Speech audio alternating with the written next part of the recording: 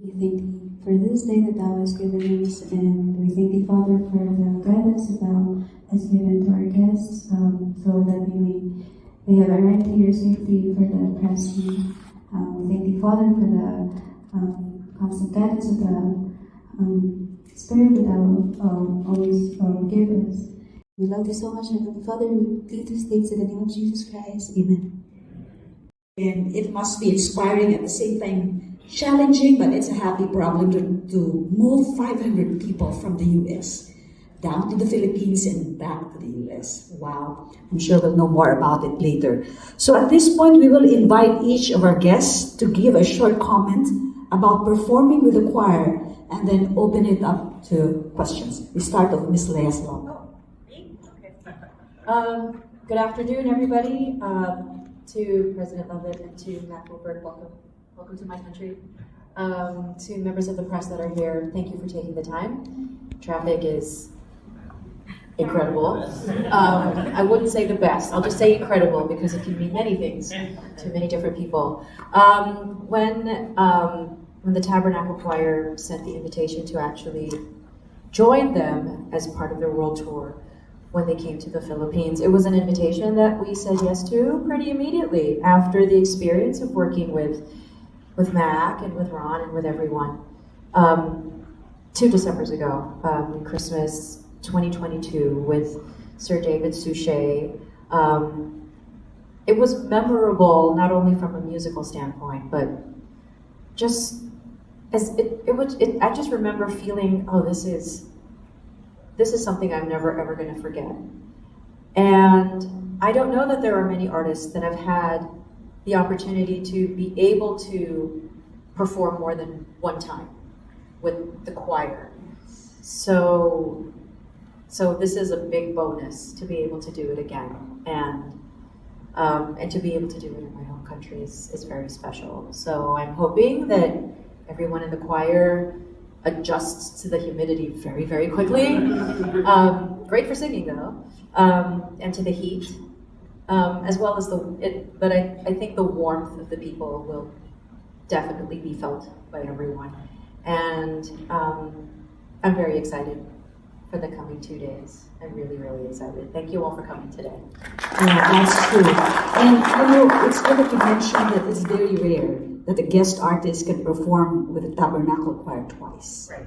Yeah, and I remember 2017, you also performed, Miss Leah, with the BYU Symphony Orchestra. I remember it was at the CCP and as the Chamber Orchestra. And as we were starting with the concert, there was still a long line outside the CCP, and IPP, those that were in this line. But they can have a chance again to see you perform with the Tabernacle Choir on Tuesday and Wednesday. Okay, we'll have Susie and Paolo. I was with them last December. They watched the performance of the Tabernacle Choir during the Christmas concert. Oh, thank you, and hi everybody, good morning. Good morning, thank you so much for being here. Paula and I had the wonderful opportunity of watching the Tabernacle Choir and Orchestra perform at Temple Square for the Christmas concert, and the feeling was just immense. Just the magnitude, just the place itself, and the choir. And I think the best part about it is that we got to shoot some behind-the-scenes video, and we got to talk to some of the members of the choir. And when you see them on stage, and everybody is so disciplined and orderly and everything, but when you talk to them backstage, you're like, little kids are like on their way to a field trip. That's the kind of excitement that you feel from them. Then it's a different persona when you see them on stage. Then off stage, you can feel that almost giddy emotion coming from them. And that's why we felt that it was such a great opportunity to see both sides of the choir. And it's a rare opportunity, I think, and something that I will hold close to my heart. And having the choir here in the Philippines is, like Ms. Leah said, it's a great honor for us to host you guys, to have you guys perform for the Filipino people. So thank you so much. All right, good morning, everybody. It's such a pleasure to be here. Deo, how are you, my man? It's such a great honor to be part of this event. I think who doesn't know of the Tabernacle Choir? and to receive an invitation from them, to actually see them. It's one thing to listen to the music, hear it recorded, watch a television special, but to be in the presence at the conference center and to just feel the energy that the choir puts out. It's a totally different experience. It's hard to put into words. When I came back from the experience, I kept trying to sort of retell the experience, and it's very hard to capture it. And really the only way to do that is to actually make that experience available to as many people as possible so that everybody sort of goes home with the same, uplifted spirit, hearts full of the kind of connection that I think we all make with the music. So it really is something special, and everybody who comes to the concert will, it'll be something that they will remember for a lifetime. It really will be something special, and truly is a privilege to be part of it. Thank you, Paulo. And Miss Isabel. Good morning, everyone. My name is Isabel. I am so just honored to be here. I grew up watching the Tabernacle Choir at least twice a year online on a meeting we call the General Conference. So growing up, even as a child, even not understanding English that well, I grew up here in the Philippines. Even before I understood English very well, I always connected with the music. That was always the way my faith grew the most. And so being here back home and being with the choir and being with the people I love, like being my family is incredibly excited to see Miss Leia and the Tabernacle mostly. They were like, I'm here too, but that's fine.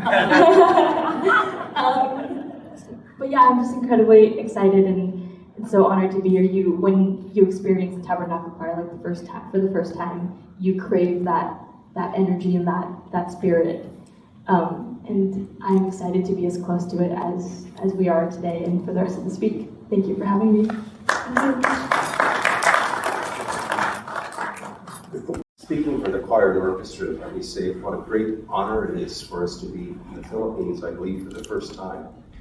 And I have to say that the hospitality and warmth of everyone that we have come in contact with, whether it be in the hotel, in the concert hall, in the audiences, I think is unparalleled in our many world travels. And so thank you to the many people who made this possible. And we have had 2 memorable concerts thus far, and 2 more, which I know will be very memorable as we are able to reunite with our wonderful friend Leia, and with our other guest artists that we're looking forward to getting to know even better over the next few days.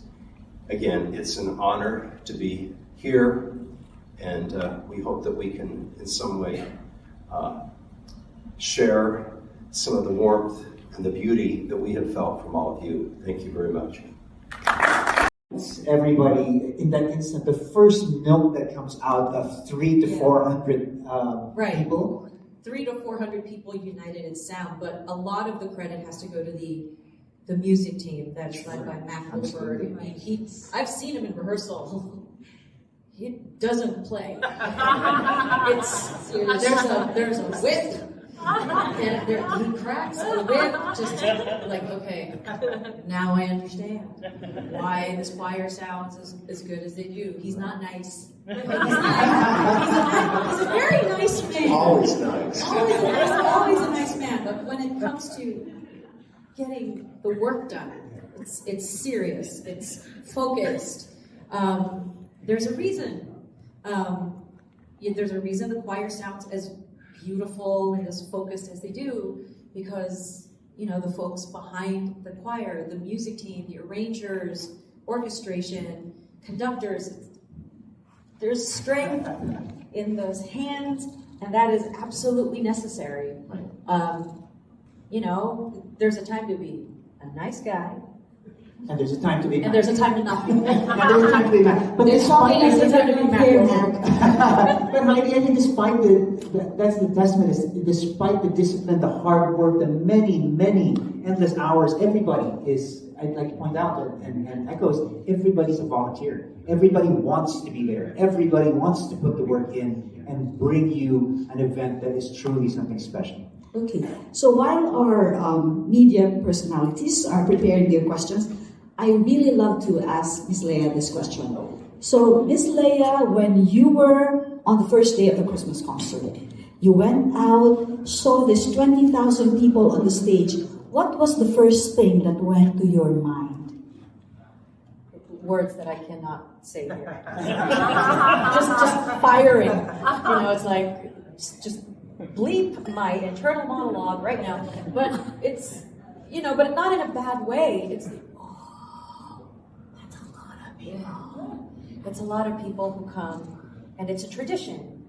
And as it's however many hundreds of years of this choir being in existence. So this is probably the umpteenth generation of folks coming to these concerts, and that it's become a particular global tradition for a lot of people and for a lot of families. But for those who were in Salt Lake at the time, whoa. The comfort was that I have this many chances to get it right. Thankfully. Because it was going to be recorded and it was going to be filmed and it was going to be released the following year and broadcast on PBS. So I think part of it was, this is incredible, this is a lot of people, and if I mess up tonight, that's okay, I have tomorrow. That's true. Okay, can we open it up to our guest? Yes, please, go to the microphone. There you go. You got a nice I'm sharing from Rapper, also freshman, right? And how important, especially nowadays still, the family unit to be as strong as possible with everything that's coming from all over the place. The internet, it's not a terrible place to begin with, depends on how exposed you are to it, or with less guidance from the parents. It's really shown us how important it is to keep the family intact and just having the good values just be passed down from generation to generation as it's supposed to be. And it was really something special for us to attend the famed Christmas concert, because as Filipinos, we like Christmas a little bit out here. We like it a little bit, don't we? Very slightly.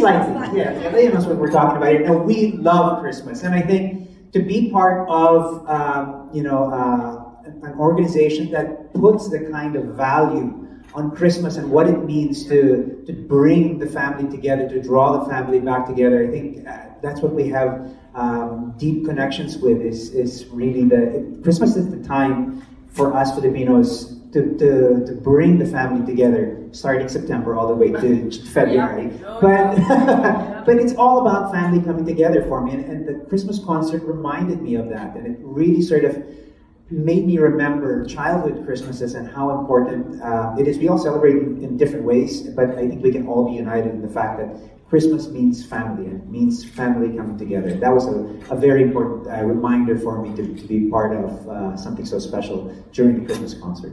Thank you. Thank you. So we have there's a unique problem that Matt can comment on, and that is we need to rehearse a lot. And that means they need to be present. But we've solved that problem by inviting people from around the world who would otherwise be qualified to become what we known as global participants. And there are 2 global participants from Philippines who participate periodically with the choir singing. Now we also have, I believe, 3 members of the choir who are by background Filipino. So there is a large contingency of Philippine presence in the choir. Mac, do you have any comments on that?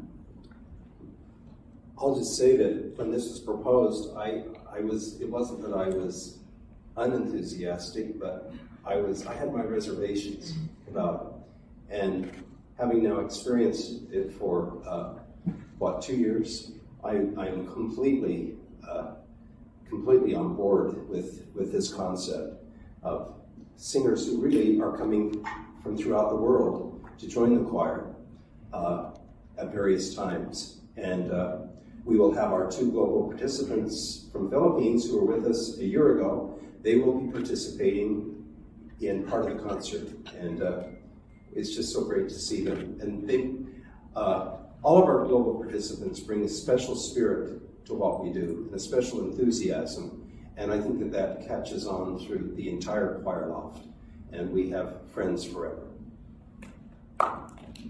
Thank you so much for that. In Manila are part of what we refer to as our world tour. And over the course of a 4-year period, we'll be singing throughout the world. We'll be here, of course. We'll be in South America a couple of times in 2025. We seek to find populations where there's a combination of a concentration of members of the Church of Jesus Christ of Latter-day Saints, and where there's been an interest in the choir, and where we see the performance of the choir being able to bring a sense of peace, sense of healing, and in some ways spark that feeling we all have of having a bit of divinity in us. So it's a decision we take very seriously because we are made of volunteers. We don't have an unlimited number of places we can go during that period of time, but it was very clear that we needed to be in the Philippines for all of those reasons, but also we just felt drawn here because we knew it was a place that we would find friendship, that we would find a sense of purpose. Thank you. One more question, please, to Miss Leia. Miss Leia, can you give us a sort of a teaser on what you will be doing on? No, of course not. No, that's not happening. It's going to be live streamed 2 days later anyway, so just wait for it. No, one of them was a song that we actually did at the previous Christmas concert, which is a Broadway song from a musical called Baby, and I think expectant mothers, I think, feel the song the most. If anybody here is a mom who remembers those first movements of your child while they're still in the womb, it's the excitement of that. So that's one song. And the other one is one that I've performed many, many, many times over. The orchestration and the arrangement were by Gerard Salonga. It's called Hahanapin Ko, written by Jose Marichan and Jimmy Santiago.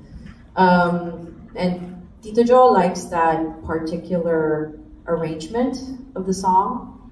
And so over many, many years, wow, coming up to 21 years now, I've been singing it, and it's a song where basically you're a Filipino that's been transplanted to another country, and you are remembering what it is about home that you remember and love so much. So that's part of my repertoire. Thank you. Thank you. Like Ms. Leia said, there were no words. I was just screaming in my head. My background is in YouTube content creation, and so I've only ever been singing in my bedroom in the last couple, in front of a camera. ATS founder. Oh my goodness. Yes, I saw it. And we're talking about you, and I was just screaming like, they found someone from home. Anyway, I'm back now. So there are pockets of miracles like that happen in my life, but I've never really felt it physically because it's online. I always felt a little bit detached from the honor of everything because I just kept on going to film in my bedroom and then going to my day job. So being here with the Tabernacle Choir, like I said, having listened to them my entire life is incredibly scary to me. But so I just know that this is gonna change my life.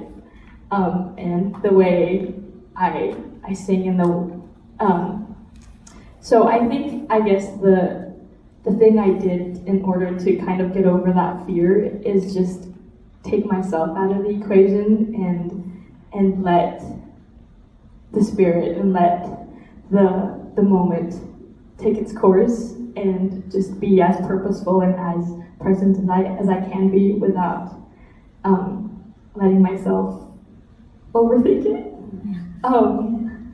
Just and enjoy the moment. Just enjoy the moment, yes, and just be here and listen to the spirit that's in the room and the connection that exists, and just let it manifest into what the concert needs to be and what the people need.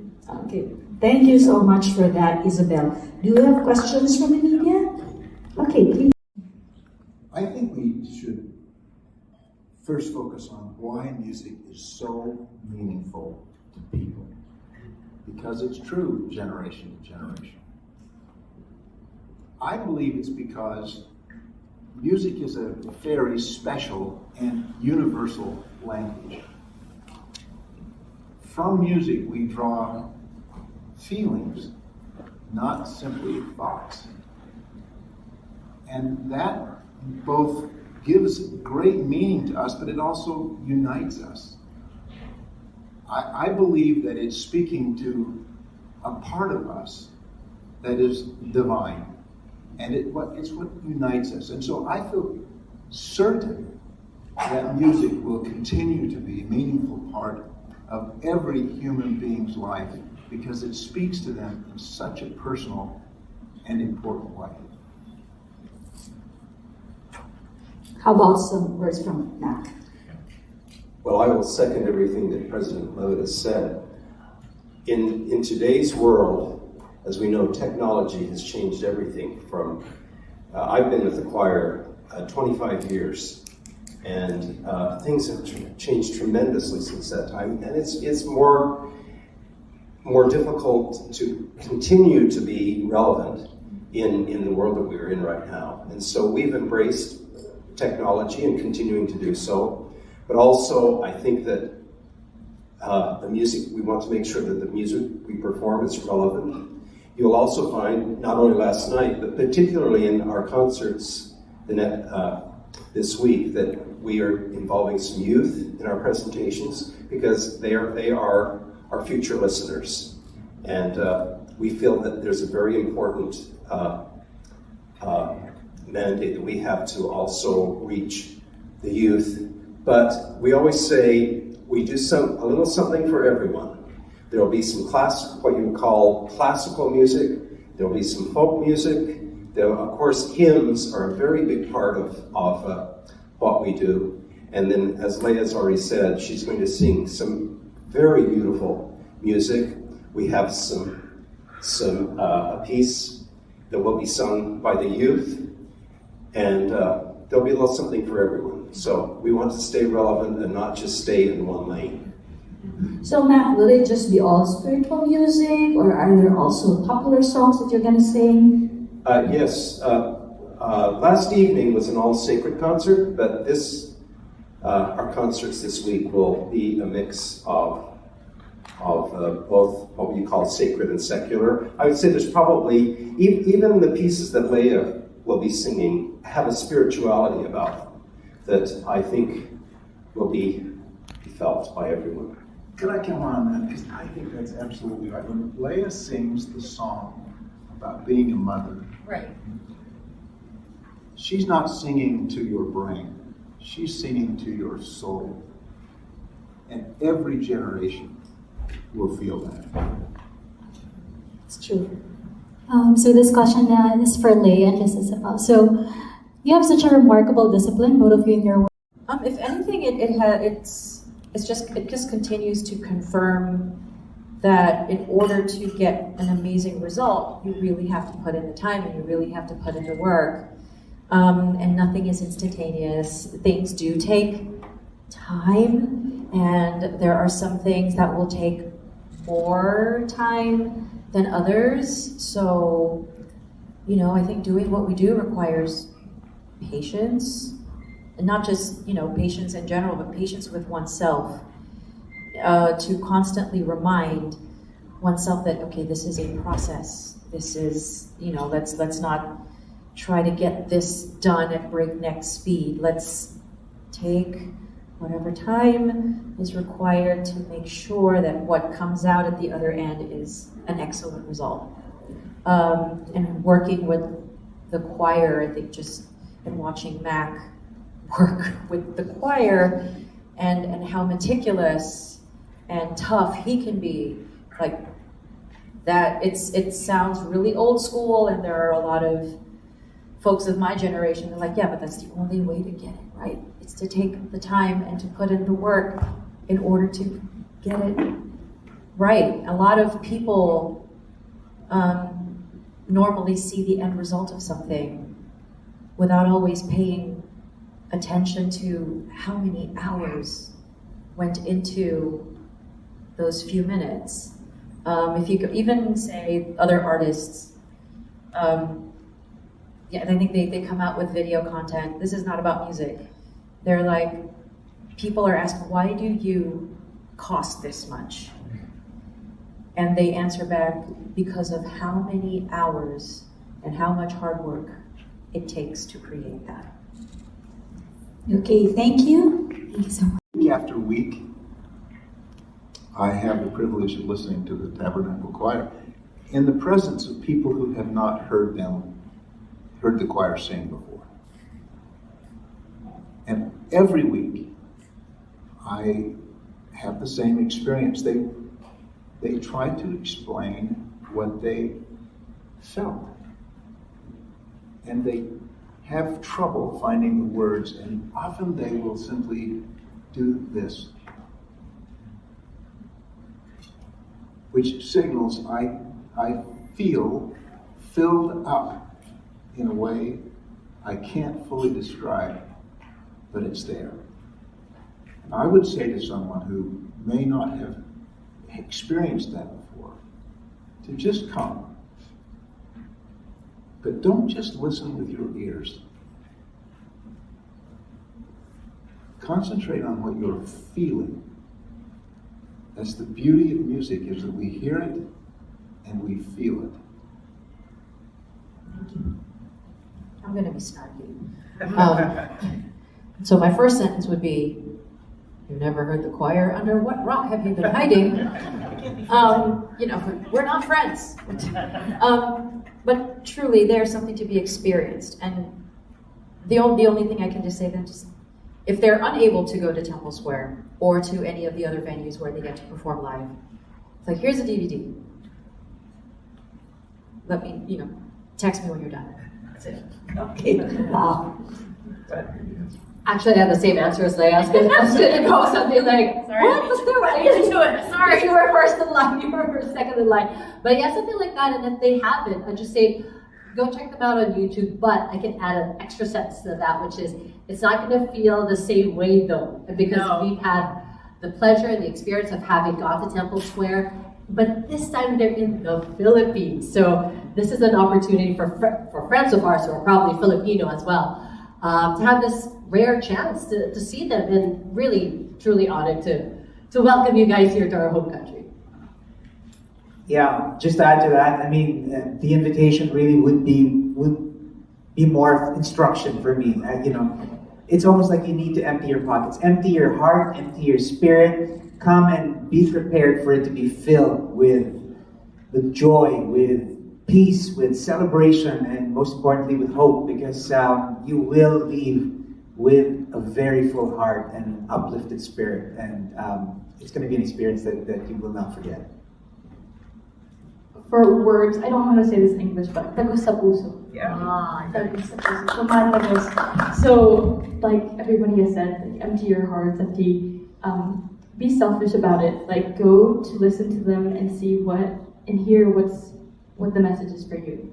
Like, I think that's what's beautiful about listening to the Tabernacle for me.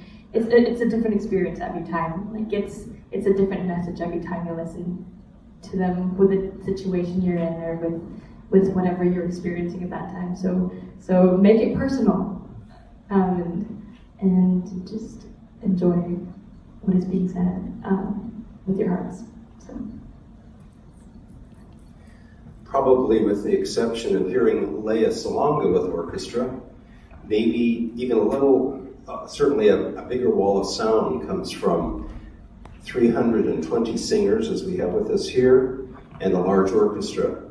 And not only is it a large orchestra and choir, but as already mentioned, and I love what Leia has already said, it comes with discipline. There's been much hard work in preparing for our presentations here, but in the long run, that discipline and all of that rehearsing is done with love. And I think that you'll feel that love from both the choir and the orchestra. And let me mention that the orchestra as well are all volunteers, which in the orchestral world, if you may not know, that's almost unheard of in the orchestral world. And not only, these are not amateur players, these are players of a very high skill who, like the choir, give their time and talent, sometimes a great sacrifice, both for themselves and their families, to participate in these sorts of things without any physical reward, if you will. But they do so with joy and love in their hearts, and I think that you will feel that, as well as what we hope will be a magnificent wall of sound. And then again, coupled with all these magnificent guest artists who will join us, I think it will be a concert and a presentation. As someone said last evening at the concert, it was more than a concert, it was an experience. And we hope that that's what you will feel. Global envoy for the Tabernacle Choir. And of course, I got to join the food.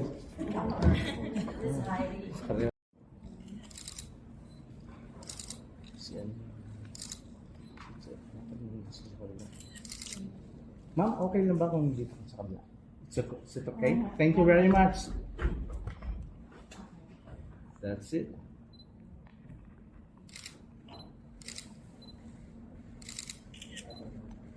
Thank you.